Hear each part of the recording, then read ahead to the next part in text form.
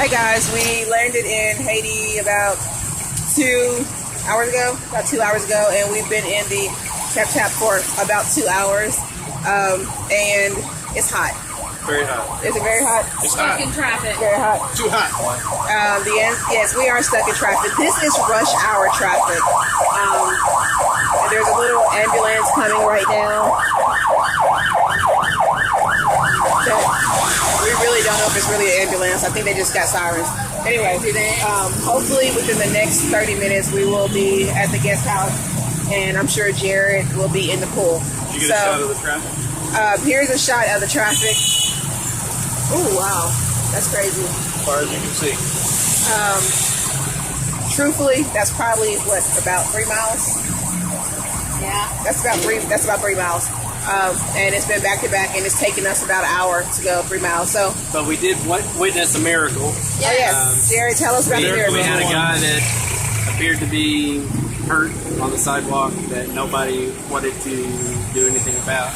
And Rita, in her faithfulness, prayed. And Deanne and her praying. And Deanne, and Dale, and Tanya, Yes, we and were praying. everyone prayed except for Carrie because he was sleeping. Yeah. By the time it was over with, we had a whole mob of people there Yes. helping the guy, Yes. and it was a miracle. Yes. It was a miracle. So that was miracle number 1, and we'll check in for the rest. Bye, guys. Peace. Okay, so today was day 1 of wedding craziness, and first of all, thank you everyone who donated a dress. It was absolutely magnificent to see the bride-to-be's faces when they walked in and looked at the wedding dresses. My part in the matter today was really to get to know the brides and grooms and to find out more about them. And I asked them a few questions, stuff like, how long have you been together? It ranged from 13 years to 25 years, which is bananas. But we had 2 really special things that happened today. One we'll save for later.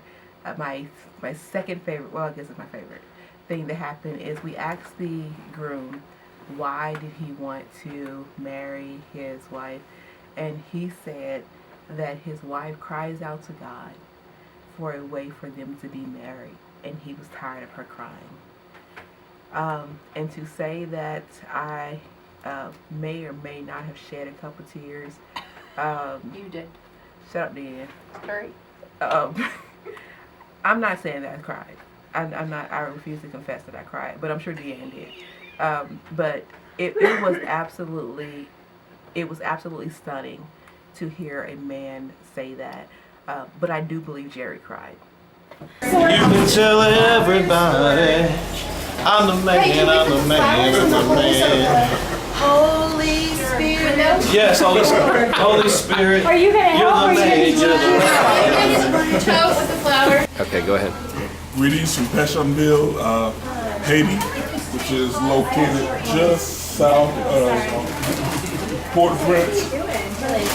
Pétionville, Haiti. You see the map here of Haiti, and right next to it is Dominican Republic. Having a great time here.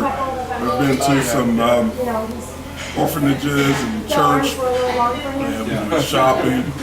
We've got to minister at both of the church and the orphanages. I myself got a chance to minister to some young teenagers at an orphanage, and they were very engaged. I had several questions.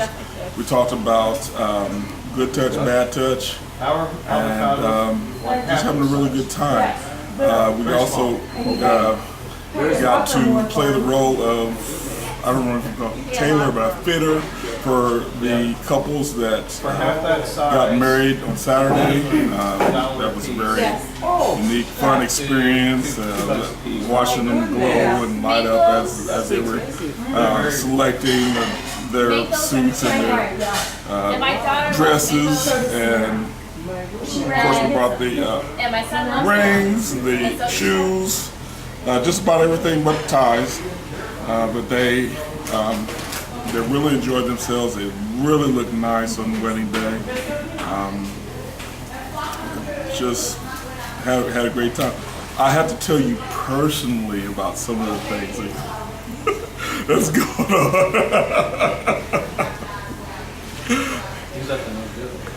I don't even know where to go with that. I just come talk to me about a few things, okay? Derek, you're scheming on. Note to self. Oh my. And whenever I say note to self, Jeff knows that I'm talking about I'm making a profile of the type of girl that. Oh, Pastor, I just want you to know that Jared is taking your spot and spreading his influence on the group around here. So now you know it's we're a bunch of goofballs and playing jokes on each other. So you're having a good time. So we're here at the weddings, and they are beautiful. And we found out that it was probably going to last until about 11:30.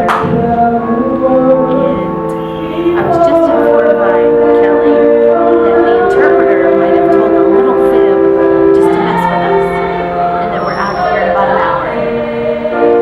I'm just saying, that's mean. That's mean. It's cruel. It's great. So today we had the wedding, and it was really, really awesome. Just to see the glow on the bride's face, and even the men, you could just really, really tell they were blessed. And the congregation, they went crazy. It was truly a big event. From the time that we got in there, the atmosphere, it was charged, it was exciting. You could tell that, something big was going to happen. And it was truly a huge event, and they were so blessed. Okay, so this is my first full day in Haiti, and normally when I come, my casual clothes are capris, nice capris with pockets in it. But this year it's changed thanks to Pastor Mike. He preached before Christmas about celebrating and eating and just having a good time, and usually I'm pretty diligent around Christmas, but this year I was not because I was taking his advice. So now I am stuck with these like exercise stretchy pants because I can't fit into my normal capris. Thank you, Pastor Mike. So today we were at the table talking about what we were doing here, and there was a lady that was kind of taking a sabbatical here because she works and does missionary work kind of way out, and she started talking about how important the weddings that we're doing here. And I thought about the parents and the shame upon them, but I forgot about the cultural thing that if you're not married and you have kids, your kids don't have a father, even if they have a father, if you're not married. So she was talking about a dear friend that is Christian woman, praying woman. She even said that is the strongest Christian woman and godly woman she's ever met. And she's dying of stage 4 cancer. And she's not legally married. And she has 3 kids. And she's saying that her kids will be considered orphans and not carry their father's name because this woman's not legally married, and they don't know if they're working and trying hard to get her legally married before she dies so that she can die with the comfort of her children. And it just kind of makes you think, why weddings are so important, that it's just beyond the dresses and the suits. Hey guys, we just finished teaching a lesson at the school, but right behind me is the bathroom that I went to last year, and I told you guys about. And I can't go in there right now because, I have a weak stomach, and I'm struggling right now. I'm really, really, really struggling right now. But that door, and I have kids wanting to talk to me. Excuse me. But right back there is the bathroom, and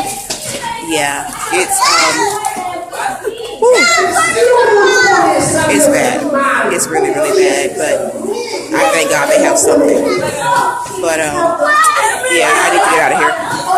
So you can see Haiti is a very busy place, or at least Port-au-Prince, the Port-au-Prince area, which is where we're at.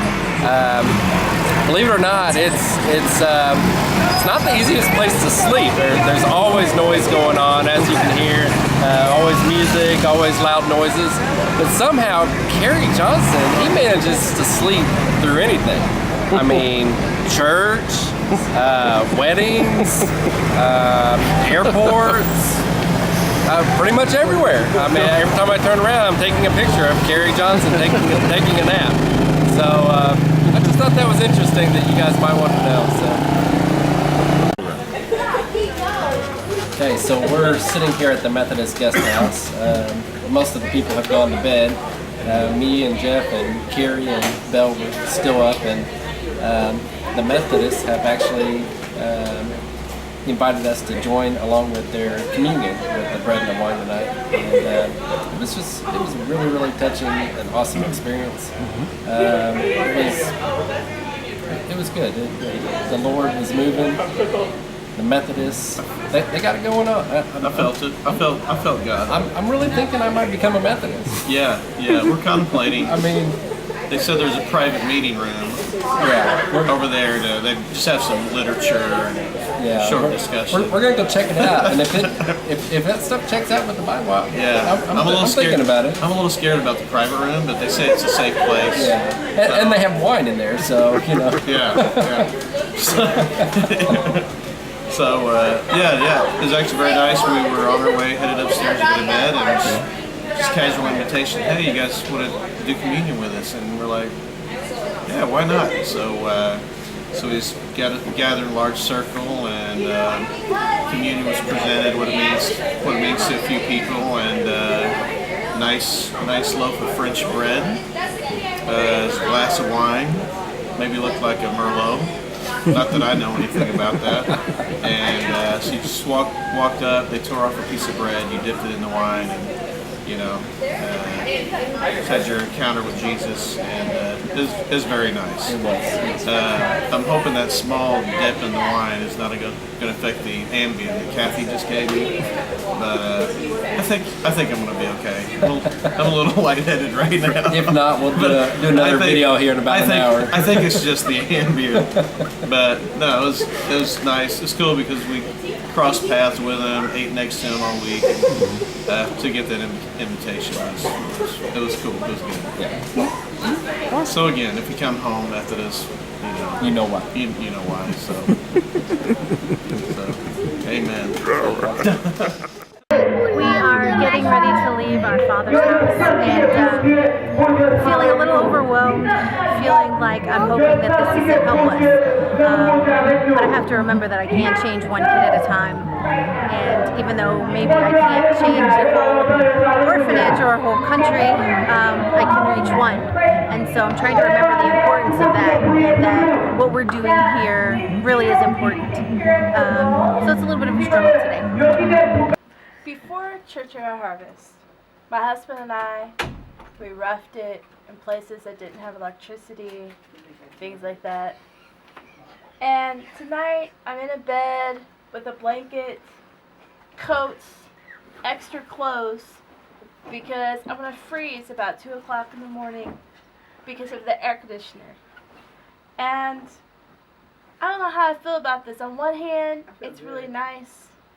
On the other hand, I'm in the middle of Haiti, and I have coats and blankets and things to cover up with. It's a problem. All right. I just want to say hello to everyone back home. It's Sunday afternoon in Haiti, and I thought Mike Austin in particular would appreciate this. Since I had a little downtime today, I'm teaching this young lady calculus, and so, yeah, that's very good. You're doing the parentheses are definitely in the correct place, so good job. So yeah, just thought I'd touch base. It's Sunday afternoon. Things are a little slow, so I'm teaching calculus, so all right, we'll see you guys soon.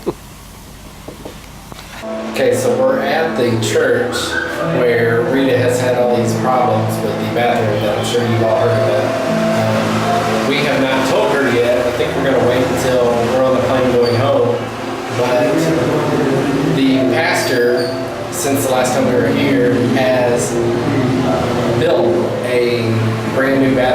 just for our arrival. I'm standing here at it right now. It's you can see there's tile on the walls. It's for a Haitian bathroom. It's very nice. We've got a real toilet over here. The sink is a little different than you're used to, but it's very functional. It's down here. But anyway, I don't think we're going to tell Rita about it. I think we're just going to let her suffer through it, and then at the end we'll all talk about, oh, did you guys see the new nice bathroom that they built? And she'll be like, what are you talking about? So, you know, just kind of things we like to do to Rita. My name is Latanya Santiago, and I attend Cornerstone Christian Center in Chicago Heights, Illinois. And I am with the Evansville team in Haiti. And one of my confessionals is in the church here, you have to wear a head covering. So Rita was speaking, and Kathy went down and had her head covered. Every woman has had their hair covered. So I'm trying to find something because I have nothing. Kathy looks up in the balcony at me, and she's showing me this white thing. And so I'm like, okay, good, I'm coming down to sit in the service. So I run downstairs, and as I sit down, she shows me a sailor hat. Do I look like I would wear this in a church service? No. So she's showing it to me like she's all proud, like this is what I got, and I'm going, I am not wearing this hat in service, visiting from America in a Haiti service, no. So I'm digging through my bag, trying to find me something, and I do, thank God, because you know God is always our provider. But I looked at Kathy like, really, Kathy, I would wear this? No. So that was one of my moments where I was like, Kathy, no. Rethink what you offer people for their hair in church. And this is not an option. We're here at a church where they have a class, and they split up in ages. We're talking to them about safe touch, good touch, bad touch. We're here at a school that's just cement blocks. Desks are just boards, and then like here's the eraser. This is nothing like home, and yet these kids are having a great time, and we're teaching them something that's so very important. So they're loving it. Hey everyone, I hope you can hear me. We are at a church right now that has a school, and they're in conference right now. Right now it's a joint conference, but we've had some really interesting experiences today, and I am so tremendously grateful to God for allowing us to be here and allowing us to meet some basic needs that are just so common for us in the U.S. I'm not one person that just gets on a plane and flies across the country. I really believe in missions in the U.S. and I spent my life, a portion of my life, my adult life, really doing missions in the U.S., going where I was needed. And truthfully, I have never had a heart to come to another country. But being here now, I understand why God has missionaries. I understand why we're called to do what we do. And to see the difference that we're making is humbling. To see people who are praying and asking for simple necessities like a mattress or clean water or shoes. It's crazy to see how much they need something like rice, which is their main food. It's really crazy. But then on the other hand, you see the freshest food in the world. You see what we consider organic is their everyday food. And at the end of the day, a lot of them are more healthy than we are in the U.S. You don't have the diseases and the heart stuff and diabetes and stuff because they really are eating more healthy. But the conditions are, not what we would want. But just a short video of you can see the street a little bit, down there, and you see a little market set up across the street. Hopefully you can see it, and it's kind of, showing how they do their food shopping. But here's a little video. Clarence, I love you. I know that you are, that you're missing me. I miss you too. Can't wait to get home and back in your arms. Talk to you later. All right, well, it's Saturday night in Haiti, and we're in an alleyway behind the Methodist home. We just heard a guy shouting hallelujah in the streets. But we just had an awesome day today. We wrapped up our leadership conference, and we just had a lot of breakthrough. We were known as Pastor Kelly, Pastor Rita, and Pastor Jeff, and we just worked so well as a team, and God just really moved in and began to bless the people. They were a little quiet on day one, but by today there were just a lot of shouting, rejoicing, and breakthrough, and we just believe that many people were empowered, and you know, we just casted vision, and we just feel like there was really great impact. And the women were even especially blessed by the ladies ministering, and just felt like a lot of them received breakthrough as well. And this evening we just got back from a wedding where we saw 3 couples get married, and just an awesome occasion. Jared and I were sharing, even as we stepped into the church, we walked in the building, there was just an atmosphere of expectation, and it was really hard to describe, but you just knew this was like a big wedding day, and it was in the atmosphere before even tons of people showed up. And we just saw so much rejoicing.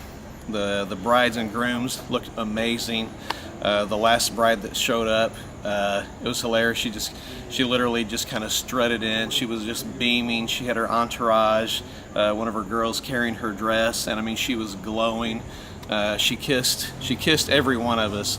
She was just so appreciative for what was happening that day, or tonight.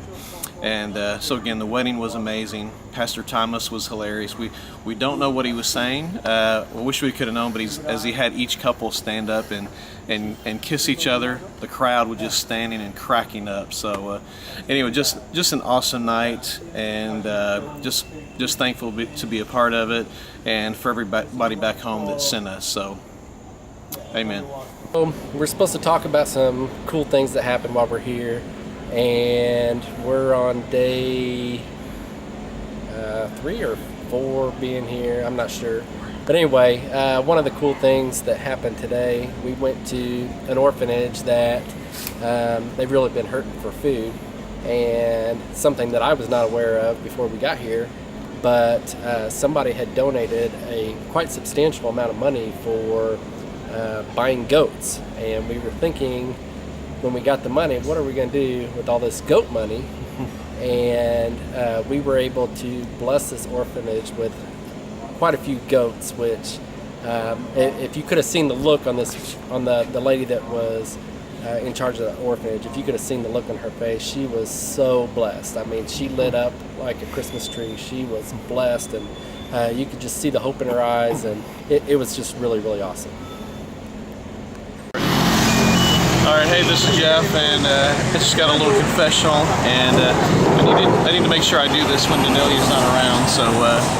So anyway, we're leaving church today. We're getting ready to leave, and Danelia's like dancing around the platform, saying, "I don't want to walk. I just need a tap tap because my feet are hurting." And it's cracking me up. I've never actually seen her, dance, sing like that. So it was pretty interesting. And one more thing while I'm at it, if anyone says I snore louder than Kerry Johnson, completely untrue. The guy's like a machine. It's kind of like the motorcycles that just went by, only like all night long. So that's just between us, though. All right, we'll talk later. We met with a couple of our wedding couples yesterday, and there was one couple in particular. They were waiting for the birth certificate, and we were able to get the money for that. And she said she still didn't want to go through with the ceremony because she didn't feel like it was ready. And she said something, and we respected that. And so today she opened up a little bit more about the main reason why she didn't want to go through with the wedding, and it's because she didn't have a bed. And in Haitian culture, it's a pretty important thing. It's part of their custom. You have to have a bed and a chair.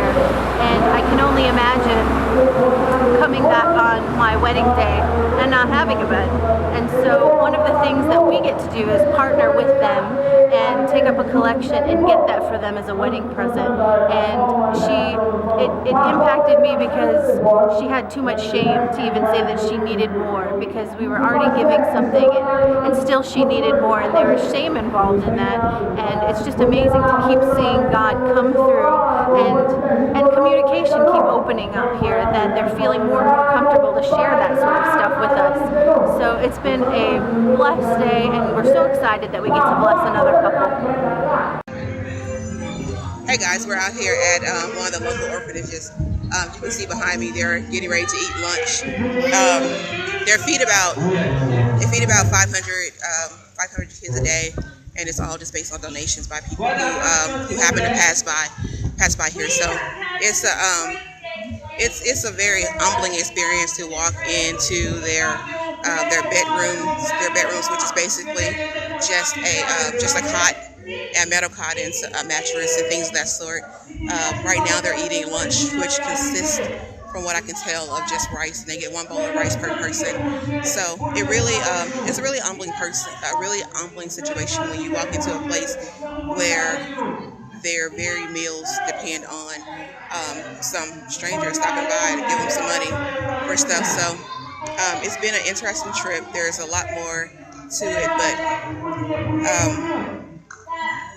it's good.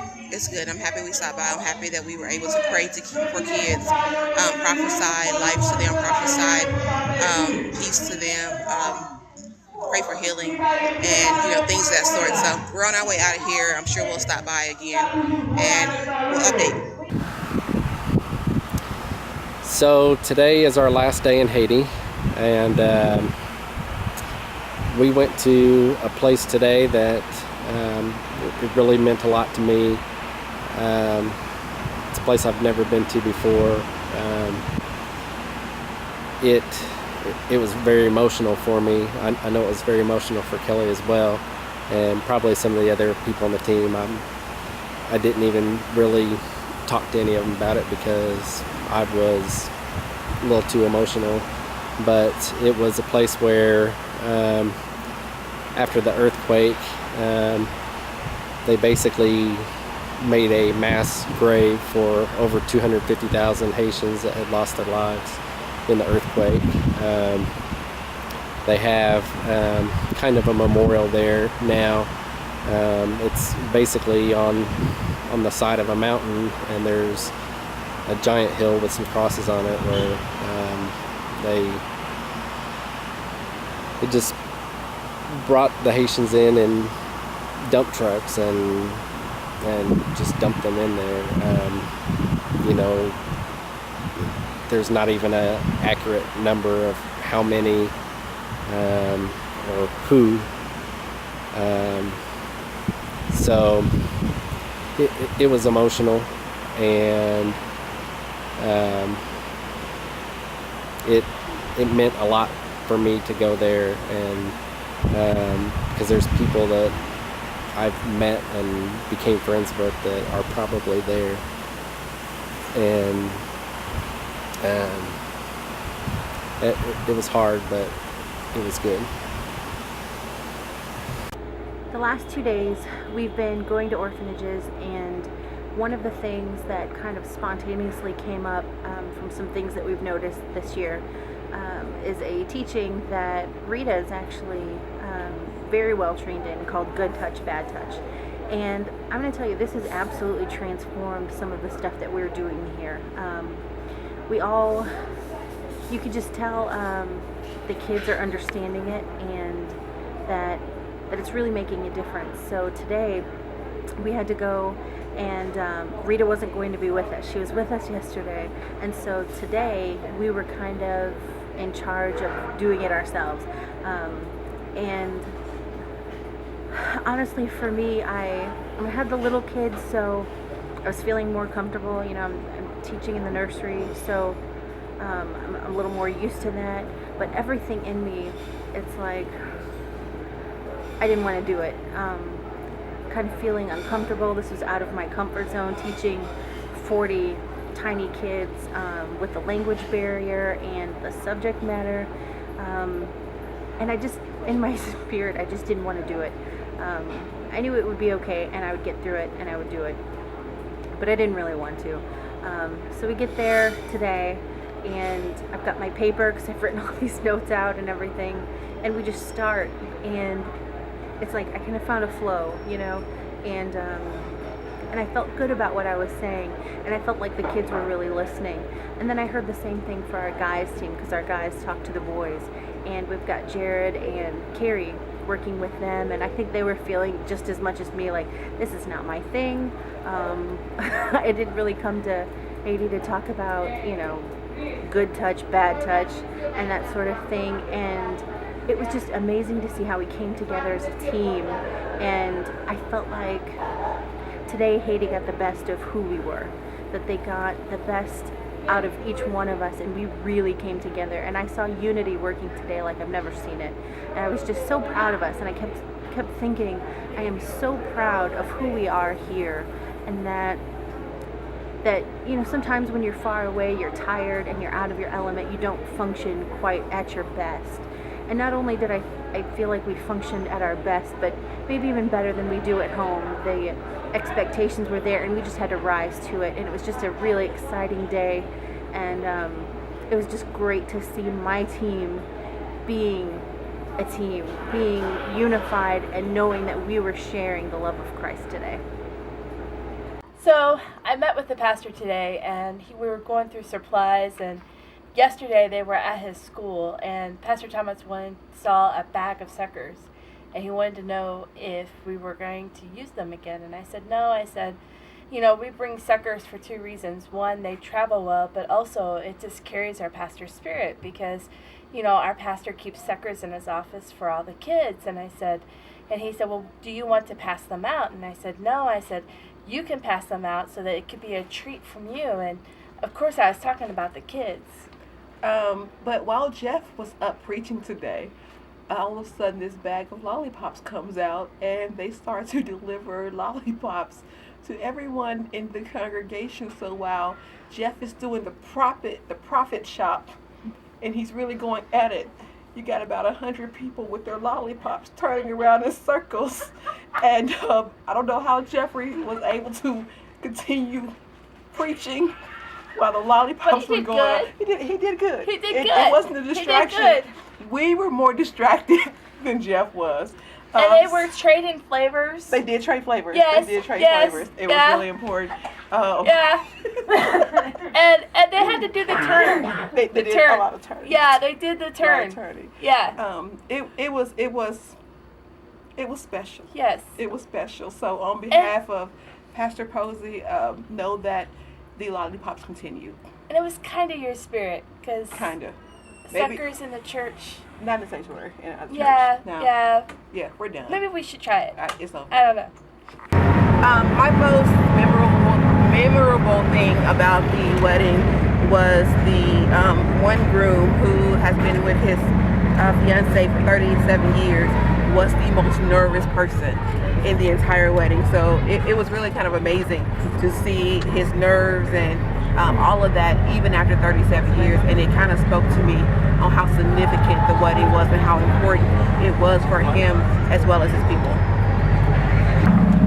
Most memorable thing for me for the wedding was just seeing the beaming brides and the groom so happy. It's like, you know, they've waited so long and they didn't know if this day would ever come. And I mean, they just beamed and glowed, and it was like a day of, like, they was feeling complete and restored. I think one of the biggest things for me was they're just, when we first got there, even before the crowd was there was just this buzz of expectancy and anticipation. It really felt like this really formal event was taking place, and Jared and I even talked about it. It's like, man, we felt something in the air, just the excitement about it. And we get one more thing. Just I noticed later on in the evening, all the young people gathering around the balcony, just to get the best possible look that they could. And to me, as I watched the younger people watching the wedding, to me it just spoke to kind of an upcoming generation who may have thought, okay, these things are not possible, that now by having these weddings, that they can see, hey, this really is this really is possible for our future. So it's just kind of blessed me seeing the young people watching the wedding. For me, it was that you could tell it really didn't just change for three couples, it changed the church and the community. They were all looking out from their windows. We have pictures of people on rooftops across the street watching the wedding. Everybody was excited. It was such of importance that stood out, that touched everyone, and it's like brought hope to everyone. And also, the cutest thing was to watch these couples that's been together for 15 or 30 years, and how nervous they were, how excited they were, and how serious they took this day. My most memorable was actually looking at the pastor's face and his excitement and joy to know that this was coming to pass. Even today, I was watching the bride, one of the brides, look at her pictures, and he was just gleaming as a pastor, as a father would, and that just, to me, brought so much joy to see that we were a part of that, and that it wasn't necessarily our tradition, but it was their tradition, and it was just great to see that. The most memorable thing that happened would probably be the late bride and groom, because we were all scared we were freaking out, and then God showed us like not to be afraid and not to worry, because she was already ready. She was like Cinderella. One of my most memorable parts of the wedding is I'm downstairs trying to take pictures of everything, and there's just people everywhere, and I think the photographer in me was going crazy, and I was kind of manifesting because I could never get just a straight shot of anything that was going on. There were just so many people. But right at the vows, where they exchange their vows and they say something in the microphone about how excited they are, and they give each other the kiss, it was absolutely impossible to take pictures because the entire congregation got up and surrounded them. And they were so excited, these couples that have been together for 15, 30 years, it was like every single one of them was a young blushing bride kissing her husband for the first time, and the reaction was like everyone was watching it for the first time, and the excitement in the room, they were hollering and clapping. We never get that kind of reaction in the States, so it was really exciting, and I'll always remember that. The most vivid moment for me was when I saw the oldest groomsman tell the audience that he was going to make love to his wife for the rest of their life. I thought I had to put that in there. I'm sorry. I mean, and the reaction from the church, they were just they were cracking up. I thought that was funny. The most memorable thing for the wedding for me was the fact that they had sound and lights go out multiple times, and nobody cared. They just kept going. Had that been a wedding in the state, it would have been the worst wedding of their entire life. You know, they would have just lost it.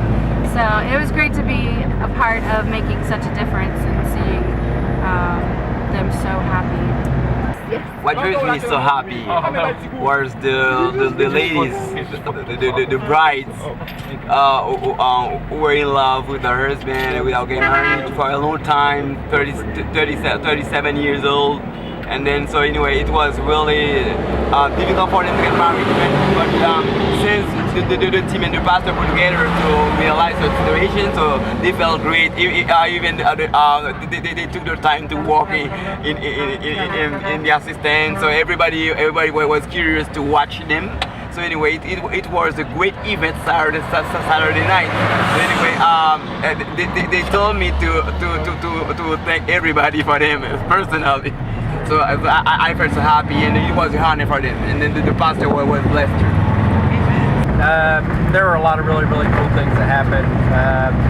One thing that really in particular stuck out with me was just the anticipation and the expectancy and the importance of the whole event. The whole atmosphere was charged. There were people standing not just inside but outside the gates, in the windows, on the rooftops, just trying to get a glimpse of the wedding and what was going on. Another thing, me and Jeff had gone back to where the cooks were preparing the food, and they were just so excited to the point where they were lifting up these great big huge bowls of fruits and vegetables and chicken, and they tilt the bowls and they're just like, look at all this chicken. I mean, this is a lot of chicken. They just thought it was really, really cool. So there you go.